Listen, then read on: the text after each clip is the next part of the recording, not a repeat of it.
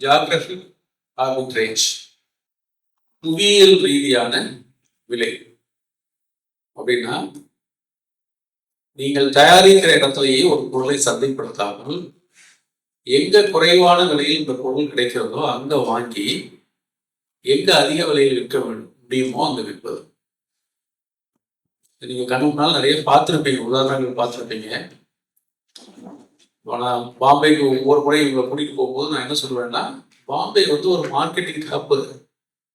ஆனால் அங்கே நீங்கள் மேனுஃபேக்சர் பண்ண போனீங்கன்னா இது காஸ்ட்லி. அப்போது பாம்பேயில் இருக்கக்கூடிய பெருவாரியான நிறுவனங்கள் இருக்குல்ல, அவங்களுடைய மேனுஃபேக்சரிங் யூனிட் தமிழ்நாட்டில் போட்டிருக்கான்.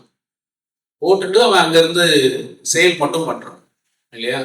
அதை மாதிரி இன்னொரு உதாரணத்துக்கு சொல்கிறேன். சில பொருட்கள் சில ஊர்களில் விலை குறைவாக கிடைக்கும், சரியா? அல்லது உற்பத்தி செலவு கம்மியாக இருக்கும். சைனாவிலேருந்து நம்ம எதுக்காக நிறைய ப்ராடக்ட் எடுக்கிறோம், அங்கே உற்பத்தி செலவு கம்மி.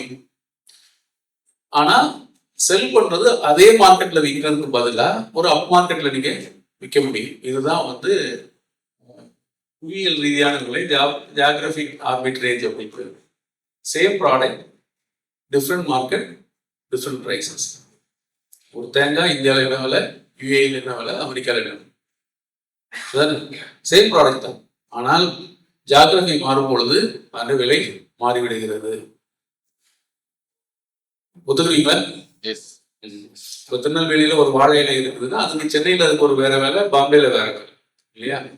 அப்போ நான் வந்து அதிக லாபம் சம்பாதிக்கணும் அப்படின்னா, என்னுடைய சேம் ப்ராடக்ட்ல அதிக லாபம் சம்பாதிக்கணும்னா நான் என்னுடைய சந்தையை மாற்ற வேண்டும், புதிய சந்தை பரப்பை நான் கண்டுபிடிக்க வேண்டும். சரியா?